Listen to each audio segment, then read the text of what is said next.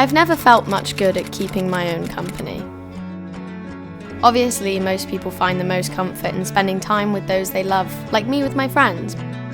But I find it hard to even do mundane tasks without the company of others. I hate my own company. Well, it's not necessarily that I hate my own company, probably more that I just dislike it, or rather prefer to not be left in it.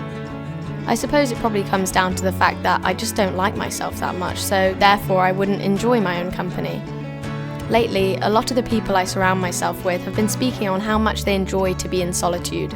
And all I can think is how jealous I am of them to have that kind of a connection with themselves, while I crave distraction and solace that which I find within others. I oftentimes find myself thinking about how lucky I am to have friends and people who want to surround themselves with me, questioning why they would ever want to do that because of how foul and annoying I find myself to be. I find it hard to be alone. Even when I am alone, I find it easier to be in front of a camera, because then at least I feel like I kind of have someone to talk to. But I do think a lot of the reason I dislike being in my own company is because I end up feeling unproductive when left alone for too long. And getting out a camera is an easy way for me to combat that. I often find that too much of the time I begin to feel lonely, so turn to my phone. I need to become less reliant on my phone for company. Most of the time I'm not even on it making myself less lonely.